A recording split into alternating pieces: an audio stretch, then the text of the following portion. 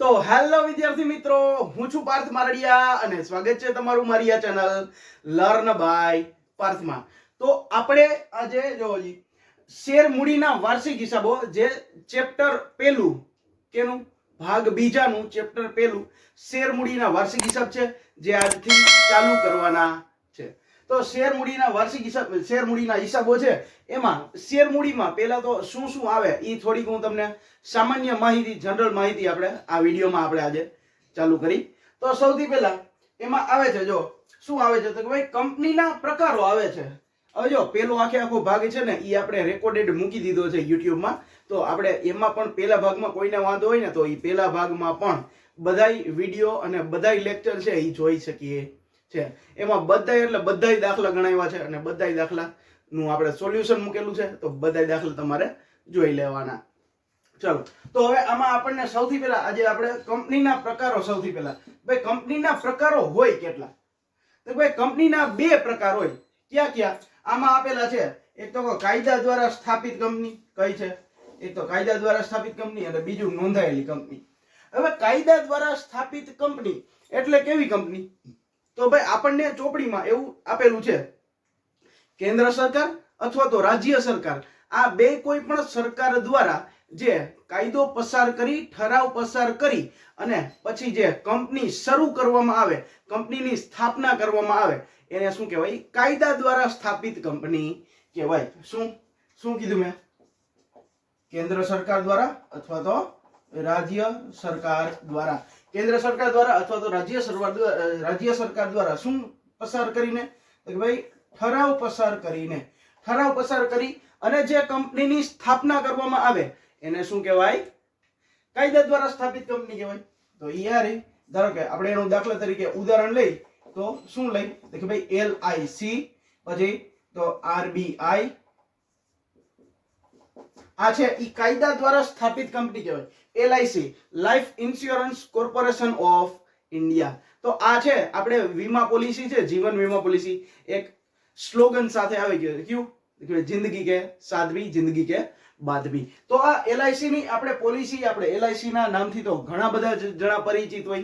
તો આ રીતે LIC કંપની છે એ પણ વીમાનું કામ કરે છે. તો વીમા કંપનીના વીમા પોલિસીનું કામ કરે છે. તો આ રીતે ઈ કાયદા દ્વારા સ્થાપિત કંપની કહેવાય. કાયદા દ્વારા સ્થાપિત કંપની કેન્દ્ર સરકાર અથવા તો રાજ્ય સરકાર દ્વારા જે સ્થાપવામાં આવે. પછી નોંધાયેલી કંપની. હવે નોંધાયેલી કંપની એટલે કે ભાઈ નોંધાયેલી કંપની એટલે કે ભાઈ કંપનીને છે એ નોંધવામાં આવે છે. ક્યાં? તો કે ભાઈ એમાં ત્રણ પ્રકાર પડે છે. સૌથી પહેલા જો હજી ક્યાં ક્યાં ત્રણ પ્રકાર પડે? તો એમાં તો સૌથી પહેલા શેરથી મર્યાદિત કંપની. હવે શેરથી મર્યાદિત કંપની એટલે શું? ઈ કોને ખબર છે? તો કે ભાઈ શેરથી મર્યાદિત કંપની એટલે એવી કંપની કે ભાઈ જે કંપનીના શેર જે શેર હોલ્ડર પાસે હોય, જે તે વ્યક્તિ પાસે હોય, ઈ વ્યક્તિને પોતાના ખાલી શેર પૂરતી જ જવાબદારી છે. બીજી કોઈ પણ જાતની જવાબદારી એને કંપનીની હોય નહીં. એટલે એને કેવી જવાબદારી કહેવાય? શેર પૂરતી જવાબદારી કહેવાય. એટલે જો શું લખ્યું છે? શેરથી મર્યાદિત જવાબદારી. જેની પાસે જો ધારો કે ABC લિમિટેડ ના શેર હોય એક વ્યક્તિ પાસે, તો એ વ્યક્તિ પાસે ખાલી ઈ ABC લિમિટેડ ના શેર પૂરતી જ પોતાની જવાબદારી હોય. બીજી કોઈ પણ પ્રકારની જવાબદારી આવતી નથી. પછી જો બાહેંધરીથી મર્યાદિત જવાબદારી. હવે બાહેંધરીથી મર્યાદિત જવાબદારી એટલે કેવી પ્રકારની? તો કે ભાઈ બાહેંધરીથી મર્યાદિત જવાબદારી એટલે આમાં એવી બધી કંપનીઓ આવે કે જે વ્યક્તિની સ્કિલ ડેવલપમેન્ટ કરે. કઈ રીતે વ્યક્તિની સ્કિલ ડેવલપમેન્ટ કરે? તો કે ભાઈ ધારો કે આમાં BCCI નું આપણને ઉદાહરણ આપેલું છે. BCCI ના ઉદાહરણ. BCCI એટલે શું? જે ક્રિકેટનું એસોસિએશન ચલાવે છે ઈ BCCI, બરાબર. તો કોઈ પણ વ્યક્તિનું રમતગમત છે, વિજ્ઞાનમાં છે, કળામાં છે, સાંસ્કૃતિક કે ભાઈ સામાજિક કાર્યક્રમ કરવામાં પણ ઘણા બધાને શું આવતો હોય? મજા આવતી હોય, પ્રોત્સાહન આવતું હોય, પ્રોત્સાહન બધાને લાભ મળતો હોય, બરાબર. તો એ પ્રકારની બધી કંપની છે ઈ પ્રકારના કાર્ય કરવા માટે આપણે બાહેંધરીથી મર્યાદિત કંપની હોય એમાં સ્થાપવામાં આવે છે. પછી જો જવાબદારીથી અમર્યાદિત કંપની. શું છે? જવાબદારીથી અમર્યાદિત કંપની. હવે આપણે ભાગીદારી પેઢીમાં પણ ભણ્યા હતા. ભાગીદારોની જવાબદારી કેવી હોય? ભાગીદારોની જવાબદારી અમર્યાદિત હોય. એવી રીતે કંપનીમાં હોય. ભાગીદારો કંપનીના સભ્યની જવાબદારી કેવી હોય? અમર્યાદિત હોય. એટલે જવાબદારીથી અમર્યાદિત કંપની. હવે જો એમાં આ પ્રકારની જવાબદારી છે એ ભારતમાં ઓછા પ્રમાણમાં જોવા મળે અથવા તો ભારતમાં જોવા જ મળતી નથી. શું કામ? કારણ કે જો કોઈ પણ કંપની છે એ કોઈ પણ કંપનીને હવે પોતાનું દેવા ચૂકવવા માટે પોતાની પાસે મિલકત જ ન હોય તો આ બધું દેવા ચૂકવવા માટે સભ્ય પાસેથી મિલકત લઈ અથવા તો સભ્ય પાસેથી રૂપિયા લઈ અને પછી શું કરવામાં આવે છે? કંપનીનું દેવું ચૂકવવામાં આવે છે. એટલે આ પ્રકારની જવાબદારી છે, આ પ્રકારની જવાબદારી વાળી કંપની છે એ ભારતમાં અસ્તિત્વમાં આવતી નથી. આવું આપણે ટેક્સ્ટ બુકમાં આપણને આપેલું છે. ચાલો હવે જો પછી શેરથી મર્યાદિત કંપની છે ને એમાં સૌથી પહેલા ખાનગી કંપની આવે, પછી જાહેર કંપની આવે અને પછી એક વ્યક્તિની કંપની આવે. એક વ્યક્તિની કંપની એટલે હું સમજાવી દઉં કે ભાઈ એક વ્યક્તિ દ્વારા સ્થાપવામાં આવે ને એને એક વ્યક્તિની કંપની કહેવાય. One person company, OPS, one person company. શું કહેવાય આને? OPS. સમજે? આ રીતે. હવે જો ખાનગી કંપની અને જાહેર કંપની, તો આપણે અહીંયા લખી નાખ્યું ખાનગી કંપની અને જાહેર કંપની. આપણે બે વચ્ચે ડિફરન્સ શું છે ને એ જોઈ લે. એટલે ખાનગી કંપની અને જાહેર કંપની, ખાનગી કંપનીમાં સભ્ય સંખ્યા પહેલા આપણે જોઈ લઈએ કે ભાઈ ઓછામાં ઓછી 2 અને વધુમાં વધુ 200. કેટલી? ખાનગી કંપનીમાં ઓછામાં ઓછી 2 અને વધુમાં વધુ કેટલી? 200. ઓછામાં ઓછી 2 અને વધુમાં વધુ 200. જો ઓછામાં ઓછી 2 અને વધુમાં વધુ 200 આટલી સભ્ય સંખ્યા હોવી જોઈએ તો ખાનગી કંપની કહેવાય. જાહેર કંપનીમાં શું હોય તો કે ભાઈ ઓછામાં ઓછી 7. કેટલી? જાહેર કંપનીમાં ઓછામાં ઓછી 7 અને વધુમાં વધુ શું કીધું છે? અસંખ્ય. કોઈ મર્યાદા નથી. ઓછામાં ઓછી 7 અને વધુમાં વધુ અસંખ્ય, કોઈ મર્યાદા નથી. પાછળ બીજો પોઈન્ટ છે, એમાં બીજો પોઈન્ટ શું કે ભાઈ ખાનગી કંપની છે એ કોઈ દી શેર બહાર પાડી શકે નહીં. કોઈ જાહેર જનતામાં પોતાના શેર ખરીદવા માટે જાહેર જનતામાં કોઈ દી આમંત્રણ આપી શકે નહીં. આ એનો નેક્સ્ટ પોઈન્ટ છે. શું? ખાનગી કંપની છે એ શેર ખરીદવા આમંત્રણ આપી શકે નહીં. હવે અત્યારે આપણે શેર માર્કેટમાં જેટલા બધા શેર આપણને ખરીદવા હોય અને વેચવા હોય ને એ બધી કંપની કઈ હશે? એ બધી કંપની જાહેર કંપની હશે, ખાનગી કંપની હશે નહીં. કારણ કે ખાનગી કંપની છે ને એ શેર બહાર ન પાડે. ખાનગી કંપની શેર ઓછા બહાર પાડે. એ અમુક લોકોને પોતાના શું હોય કે ભાઈ વ્યક્તિગત કે વારસદાર હોય ને એને જ દે, બાકી બીજા કોઈને આપવામાં આવતું નથી. ચાલો, અને જ્યારે જાહેર કંપનીમાં જાહેર કંપની હોય એ જ ફરજિયાત શું બહાર પાડે? શેર બહાર પાડે. એટલે જાહેર કંપની પણ શેર બહાર પાડે છે. પછી એવી જ રીતે ત્રીજો શબ્દ કે ભાઈ જાહેર કંપનીમાં હવે કોઈ પણ કંપની છે A, B અને C, તો ખાનગી કંપની હશે તો એની પાછળ શું લગાડવામાં આવે? એની પાછળ પ્રાઇવેટ લિમિટેડ શબ્દ લગાડવામાં આવે. તો લખવાનું શું? PVT LTD. ખાનગી કંપનીમાં પાછળ પ્રાઇવેટ લિમિટેડ શબ્દ લગાડવામાં આવે, જ્યારે જાહેર કંપનીમાં પાછળ ખાલી લિમિટેડ શબ્દ જ લગાડવામાં આવે છે. હવે જાહેર કંપનીનું આપણે એક ઉદાહરણ દીધી, બરાબર? તો કયું ઉદાહરણ આવે? આપણે રિલાયન્સનું ઉદાહરણ દઈએ. રિલાયન્સ ઇન્ડસ્ટ્રીઝ લિમિટેડ, ખાલી લિમિટેડ છે, એમાં પ્રાઇવેટ લિમિટેડ શબ્દ લગાડતા નથી. લિમિટેડ એટલે કે જાહેર કંપની અને એના શેર પણ આપણને શેર બજારમાં જોવા મળે છે. એટલે આ રીતે શું કહેવાય? જાહેર કંપની કહેવાય. ચાલો, આટલું સમજાઈ ગયું કે ભાઈ કંપનીના પ્રકાર છે કેટલા છે? તો ભાઈ કાયદા દ્વારા સ્થાપિત અને નોંધાયેલી કંપની, એમાં શેરથી મર્યાદિત, બાંહેધરીથી મર્યાદિત અને જવાબદારીથી મર્યાદિત. અને શેરથી મર્યાદિતમાં ખાનગી કંપની, જાહેર કંપની અને એક વ્યક્તિ એટલે વન પર્સન કંપની OPS, અને ખાનગી કંપનીમાં અને જાહેર કંપનીમાં આ બે વસ્તુ. હવે હજી થોડી થિયરી છે, એ થોડી થિયરી આપણે જોઈ લઈ અને પછી આપણે બીજા લેક્ચર થી આપણે શું કરવાના છે? દાખલા ચાલુ કરી દેવાના છે. તો જો હવે સૌથી પહેલા આપણે આમાં જોવાનું છે શેર એટલે શું અને શેર મૂડી કોને કહેવાય અને શેર કોને કહેવાય. તો સૌથી પહેલા શેરની આપણને વ્યાખ્યા આપેલી છે. શું લખેલું છે? જો કે ભાઈ ફેરબદલી કરી શકાય તેવા નાના સ્વરૂપમાં વિભાજિત કરવામાં આવે તેવા દરેક વિભાજિત એકમને શું કહેવામાં આવે? શેર કહેવામાં આવે છે. ધારો કે આપણે 5 લાખ રૂપિયાની આપણે શું કર્યા હોય, 5 લાખના શેર બહાર પાડ્યા હોય, બરાબર.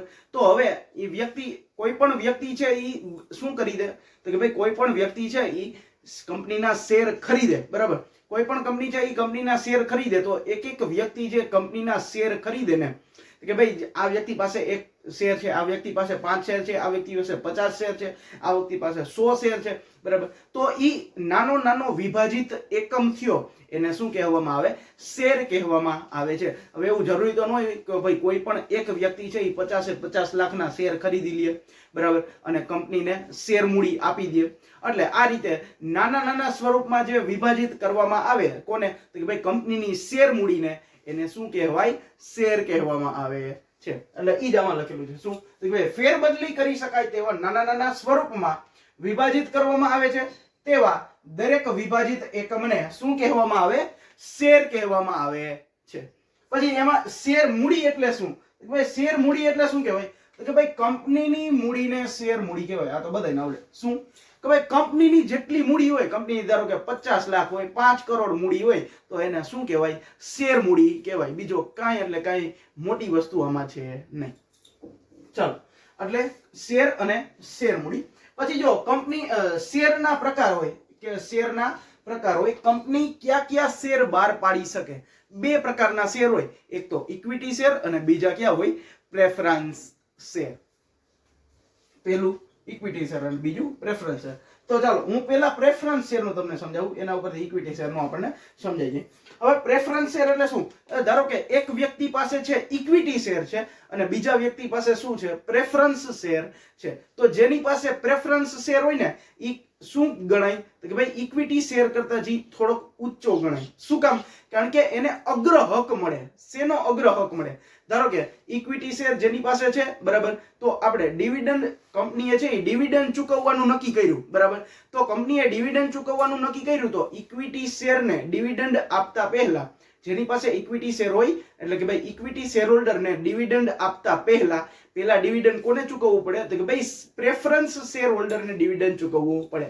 જેની પાસે પ્રેફરન્સ શેર છે એને સૌથી પહેલા ડિવિડન્ડ ચૂકવવાનું હોય, અને પછી જો નફામાંથી રકમ વધે તો કોને ચૂકવવાનું હોય, ઇક્વિટી શેર હોલ્ડરને ચૂકવવાનું હોય. કોને પ્રેફરન્સ આપવામાં આવ્યો, પ્રેફરન્સ શેર હોલ્ડરને પહેલા પ્રેફરન્સ આપવામાં આવ્યો. એટલે આટલો ડિફરન્સ છે ઇક્વિટી શેરમાં અને પ્રેફરન્સ શેરમાં. હવે જો કંપનીનું, ધારો કે કંપની જે ફૂલે ફૂલ લોસમાં જાય છે, સાવ ખોટમાં જાય છે, તો જ્યારે કંપનીનું વિસર્જન થાય ત્યારે સૌથી પહેલા શું કરવામાં આવે, તો કે ભાઈ મૂડીઓ વેચવામાં આવે. જેટલી જેટલી મૂડી હોય એ વેચવામાં આવે. ઇક્વિટી શેર હોય, પ્રેફરન્સ શેર હોય, તો સૌથી પહેલા પ્રેફરન્સ શેર જેની પાસે હશે એની મૂડી પરત કરવામાં આવશે. ધારો કે એક વ્યક્તિ પાસે છે એ 5 લાખના પ્રેફરન્સ શેર છે, તો એ 5 લાખ રૂપિયા પહેલા એને પરત કરવામાં આવશે, અને પછી કંપની પાસે જો મૂડી વધે તો એ ઇક્વિટી શેર હોલ્ડરને પરત કરશે પોતાની ઇક્વિટી શેર મૂડી. સમજાણું? એટલે આટલો અગ્ર હક કોને આપવામાં આવે છે, તો કે ભાઈ પ્રેફરન્સ શેર હોલ્ડરને અગ્ર હક આપવામાં આવે છે. સમજાણું? આટલું. તો કે ભાઈ પ્રેફરન્સ શેર હોય, પ્રેફરન્સ શેર થોડાક ઊંચા હોય, ઇક્વિટી શેર થોડાક નીચા હોય. ફેર આટલો પડે.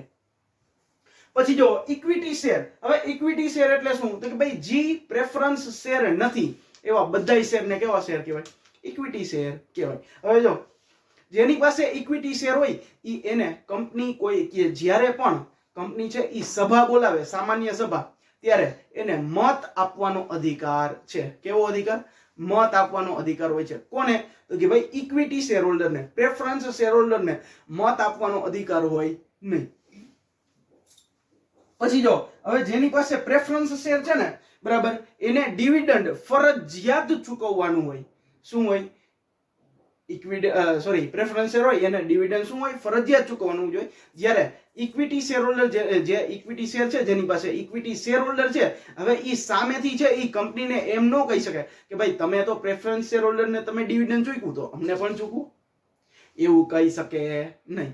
ઈ શું કહેવાય? ઈ નીચા હોદ્દાના જેની પાસે શેર હોલ્ડર હોય ઈ શેર, ઇક્વિટી શેર એટલે નીચા કહેવાય, અને પ્રેફરન્સ શેર હોય એટલે ઈ ઊંચા કહેવાય. એને અગ્ર હક મળે, ઊંચો હક મળે. બરાબર?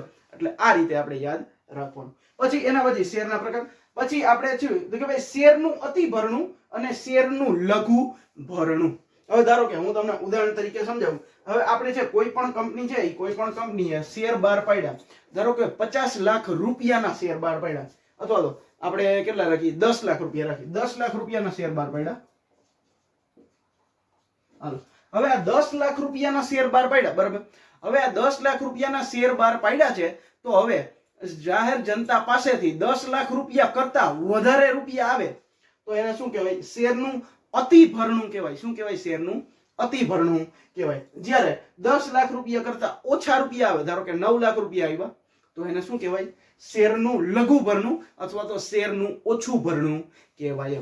પણ શેરનું ઓછું ભરણું છે એમાં યાદ રાખવાનું કે ધારો કે 10 લાખ રૂપિયા છે, તો 10 લાખના 90% રકમ છે એ ફરજિયાત જાહેર ભરણામાં ભરાવવી જોઈએ. જો 90% રકમ જાહેર જનતા પાસેથી ન આવે તો આખું ભરણાની વિધિ છે એ ફેલ જાય છે, અહીંયા સ્ટોપ કરી દેવાનું હોય છે. અને જેના રૂપિયા આપણને કંપનીને મળ્યા છે એને 15 દિવસની અંદર બધા રૂપિયા છે એ પોતપોતા જેની પાસેથી પૈસા આવ્યા છે એને પરત કરવાના હોય બેંકમાંથી. કેટલી દિવસમાં? 15 દિવસમાં. એટલે આ રહ્યું શેરનું લઘુ ભરણું. જેટલા બહાર પાડ્યા હોય એના કરતા વધારે ભરણું ભરાય તો એને અતિ ભરણું કહેવાય, વધુ ભરણું કહેવાય. અને જેટલા બહાર પાડ્યા હોય એના કરતા ઓછા શેર આવે તો એને શું કહેવાય, ઓછા શેરની અરજી આવે તો એને શું કહેવાય, ઓછું ભરણું કહેવાય. ખબર પડે આટલું? સાવ ઈઝી છે. પછી જો આઈપીઓ, એફપીઓ. હવે જો આઈપીઓ નું નામ તો બધાએ સાંભળેલું હોય, એફપીઓ નું નામ હજી કોકે ન સાંભળ્યું હોય, પણ આઈપીઓ નું નામ છે શેર બજારમાં બધાએ સાંભળેલું હોય. વિદ્યાર્થીઓને પણ ખબર હોય કે આઈપીઓ એટલે શું. તો કે ભાઈ આઈપીઓ એટલે શું? તો કે ભાઈ સૌથી પહેલા જ્યારે કોઈ એબીસી લિમિટેડ કંપની છે, સાંભળજો, એબીસી લિમિટેડ કંપની છે, બરાબર, ઈ છે ઈ પોતે છે ઈ હમણાં નવી ચાલુ કરી છે અને એને સૌથી પહેલામાં પહેલી વાર, સૌ પ્રથમ વાર એને શેર બહાર પાડવા છે જાહેર જનતામાં, તો એને શું કહેવાય, આઈપીઓ કહેવાય. શું બોલ્યો એ સમજાણ? શું બોલ્યો કે ભાઈ સૌથી પહેલી વાર જ્યારે શેર બહાર પાડવામાં આવે તો ઈ શેર બહાર પાડવાની વિધિને આઈપીઓ કહેવાય. જ્યારે એફપીઓ એટલે શું? આઈપીઓ ને ઇંગ્લિશમાં શું કહેવાય, ઇનિશિયલ પબ્લિક ઓફર. શું કહેવાય? Initial public offer. જ્યારે એફપીઓ છે, એફપીઓ ને કહેવાય શું? તો કે ભાઈ એફપીઓ છે, હવે ધારો કે એબીસી લિમિટેડ કંપની છે, એને એકવાર તો શેર બહાર પાડી દીધા, પછી એને ભવિષ્યમાં ક્યારેક પૈસાની પાછી જરૂર પડી, બરાબર, અને બીજી વાર શેર બહાર પાડ્યા, ત્રીજી વાર શેર બહાર પાડ્યા, ચોથી વાર શેર બહાર પાડ્યા, તો બીજી, ત્રીજી અને ચોથી વાર શેર જ્યારે બહાર પાડે, એકવાર બહાર પાડી લીધા પછી જેટલી વાર શેર બહાર પાડે એ બધાને એફપીઓ કહેવાય. Follow on public offer. સમજાય છે? પહેલી વાર શેર બહાર પાડે તો આઈપીઓ, બીજી, ત્રીજી અને ચોથી, પાંચમી વાર શેર બહાર પાડે તો એફપીઓ. આટલું ઈઝી છે, આમાં કાંઈ વાંધો આવે નહીં. ચાલો એના પછી જો હજી શું છે તો ભાઈ કંપની દ્વારા શેર બહાર પાડવા અંગે. હવે કંપની દ્વારા કેવી રીતે શેર બહાર પાડવામાં આવે તો કે ભાઈ સૌથી પહેલું છે એમાં મૂળ કિંમતે શેર બહાર પાડે. મૂળ કિંમત એટલે શું? તો ભાઈ કંપનીનો શેર છે એ 10 રૂપિયાનો હોય અને 10 રૂપિયામાં જ બહાર પાડવામાં આવે છે. એટલે જો મૂળ કિંમત થઈ ગયું. મૂળ કિંમત કોઈ પણ કંપનીની મૂળ કિંમત છે એ કોઈ પણ શેરની કાં તો 1 રૂપિયો હોય, કાં તો 10 રૂપિયા હોય અને કાં તો 100 રૂપિયા હોય. શું? મૂળ કિંમત કહું છું, મૂળ કિંમત. મૂળ કિંમતે શેર બહાર પાડવાના હોય ત્યારે કોઈ પણ કંપનીના શેર છે એ 10 રૂપિયાનો હોય અને 10 રૂપિયામાં જ બહાર પાડવામાં આવે તો એ મૂળ કિંમતે બહાર પાડ્યા કહેવાય. પછી જો પ્રીમિયમ થી બહાર. હવે જો પ્રીમિયમ થી બહાર પાડવામાં આવે જ્યારે મૂળ કિંમત કરતા વધારે રકમ પણ જાહેર જનતા ચૂકવવા તૈયાર થાય તો એ વધારાની રકમને શું કહેવાય? પ્રીમિયમની રકમ કહેવાય. ધારો કે આપણે પેટીએમ નો જે આપણે આઈપીઓ આવે, પેટીએમ નો આઈપીઓ આવ્યો હતો, બરાબર, તો એ પેટીએમ ના આઈપીઓ માં ત્યારે છે એની કિંમત હતી કેટલી ખબર? 2200 રૂપિયાનો આઈપીઓ. 2200 રૂપિયાનો એક શેર હતો. કેટલા રૂપિયાનો એક શેર? 2200 રૂપિયાનો એક શેર હતો. તો જો 2200 રૂપિયાનો એક શેર, પણ એની મૂળ કિંમત કેટલી હશે? તો કે ભાઈ મૂળ કિંમત એની તો 10 રૂપિયા જ હશે, બરાબર. તો 10 રૂપિયા છે, 10 રૂપિયાની ઉપરની જે રકમ છે એ જાહેર જનતા આપવા તૈયાર થાય. એ આપે શું કામ? તો કે ભાઈ જો પેટીએમ કંપની છે એ બહુ મોટી છે. પેટીએમ કંપની બહુ મોટી છે એટલા માટે એની શું કે ભાઈ ધંધાની બજારમાં પ્રતિષ્ઠા કેવી હોય? ઊંચી હોય એને ઘણા બધા વ્યક્તિઓ જાણતા હોય. શું કામ? કારણ કે હવે આપણે અત્યારે જો હું 10 વિદ્યાર્થી અહીં ઉભા કરું ને 10 વિદ્યાર્થીના મોબાઈલમાં આપણે જોઈ તો પેટીએમ 7 થી 8 વ્યક્તિના મોબાઈલમાં તો નીકળે જ. એવી પ્રતિષ્ઠિત કંપની છે. બરાબર. એટલે આ રીતે શું કરવા માટે કે ભાઈ આ વ્યક્તિ આ કંપની ઉપર જે આ બધા છે શેર હોલ્ડરો એ ભરોસો કરતા હોય, વિશ્વાસ કરતા હોય, એટલે એ શું કહેવાય? પ્રતિષ્ઠિત કંપની કહેવાય.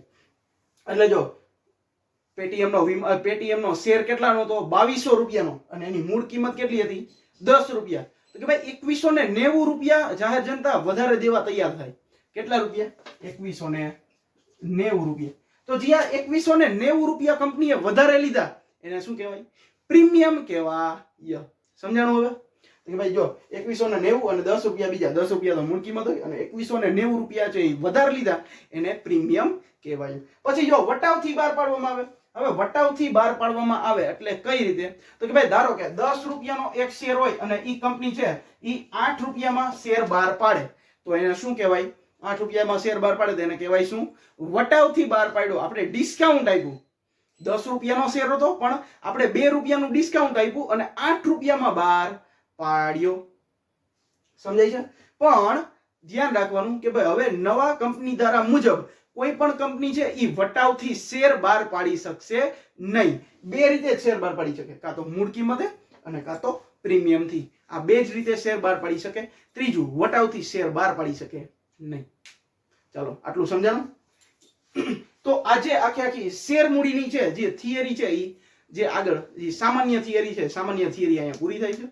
બરાબર. તો હજી કોઈને ન સમજણ હોય તો ફરીથી આખો વિડીયો રિવાઇઝ કરીને એકવાર જોઈ લેજો. બરાબર. તો વિડીયો સારો લાગ્યો હોય તો વિડીયોને લાઈક કરજો, ચેનલને સબસ્ક્રાઇબ કરજો, અને તમારા 12મા ધોરણના મિત્રો છે કે ભાઈ જેને શેર મૂડીમાં વાંધો આવે છે, કે જેને શેર મૂડી સમજાતું નથી, તો એને હવે વિડીયો શેર કરી દો કે ભાઈ હાલો હવે અહીંયા આપણે શેર મૂડીનું ચેપ્ટર હવે ચાલુ થઈ ગયું છે. કોઈને વાંધો નહીં આવે, બધાને સહેલી રીતે દાખલા આવડી જશે. તો વિડીયો અહીં સુધી જોયો તો વિડીયોને લાઈક કરી દેજો, અને તમારા 12મા ધોરણના મિત્રોને શેર કરવાનો છે. બરાબર. અને જો આપણા વિડીયો જોવાની મજા આવતી હોય તો આપણી ચેનલ સાથે શું કરવાનું છે? જોડાયેલું રહેવાનું છે. બરાબર. તો મળીએ આપણે નેક્સ્ટ લેક્ચરમાં. ત્યાં સુધી થેન્ક યુ.